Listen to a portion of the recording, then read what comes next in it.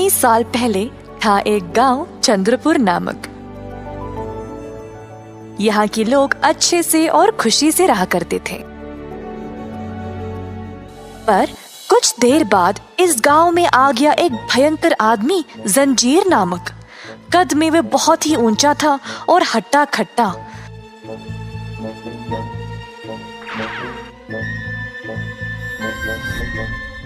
वो बहुत लालची था और अक्सर गांव के लोगों का खाना पीना और धन दौलत जोर जबरदस्ती उठा लेता था।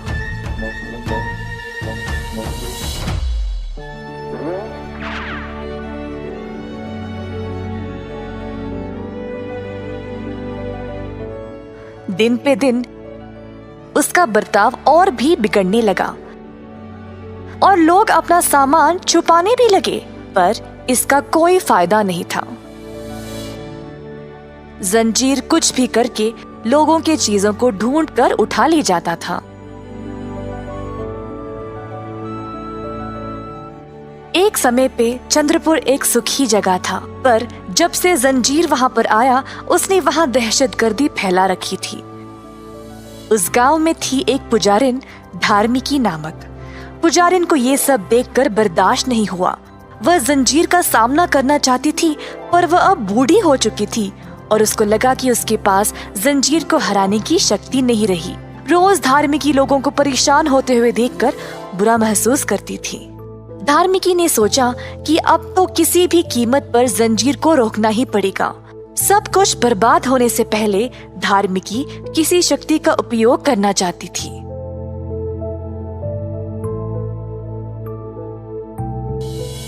दिन रात धार्मिकी ने अपने पूर्वजों की किताबों में कोई हल के लिए ढूंढा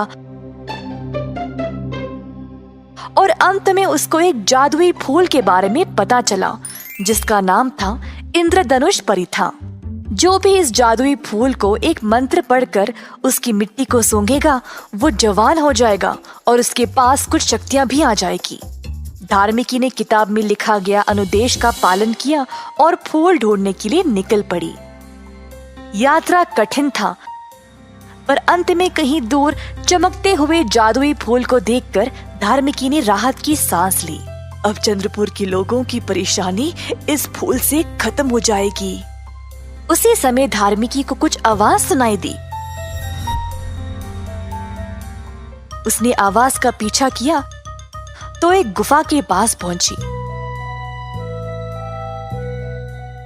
अंदर देखा तो जंजीर सोया हुआ था। उसने जंजीर से बड़ा इंसान कभी भी नहीं देखा था। धार्मिकी जंजीर को उस गुफा में ही बंद कर देना चाहती थी, तो जल्दी फूल के पास वापस गई और मंत्र पढ़ने लगी। फूल तू दे प्रकाश, दिखा अपना जादू जरा, समय को ले जा पीछे, जो खोया था वापस ले आ। फूल की मिट्टी को सूंघते ही धार्मिकी वापस जवान और शक्तिशाली हो गई। जल्दी वह गुफा की ओर वापस दौड़ी जंजीर का सामना करने, पर वहां कोई था ही नहीं। धार्मिकी परेशान हो गई और इधर उधर ढूंढने लगी। उसको लगा कि शायद जंजीर गांव की ओर चला गया। धार्मिकी ने अपनी शक्तियों का इस्तेमाल किया और उड़ते हुए जंजीर के पास गई। उसने एक पेड़ को उखाड़ा और जड़ों के साथ जंजीर को चारों तरफ से बंद कर दिया। इसी दौरान गांव के सारे लोग जमा हो गए और डर कर देखने लगे, पर ये जंजीर से डरे हुए नहीं थे। उनको ये नई महिला से डर लग रहा था जिसने ये सब किया। धार्मिकी ने लोगों की ओर देखा और उनको अपना नाम बता दिया। आप सब लोग डरो मत, मैं धार्मिकी हूँ। जंजीर को गांव में दहशतगर्दी फैलाते हुए देखकर मैं परेशान हो गई थी। मुझे एक जादुई फूल मिला जिसने मुझे ये शक्ति दी है जंजीर को रोकने के लिए। लोगों को अब तसल्ली हो गई थी कि धार्मिका गांव को किसी भी खतरे से बचा लेगी। चंद्रपुर वापस एक सुखी और शांत जगह बन गया। इस कहानी से हमें ये सीख मिलती है कि उम्र कोई वजह नहीं है खुद को कुछ भी काम करने से रोकने के लिए। अगर दिल से चाहो तो इंसान कुछ भी प्राप्त कर सकता है।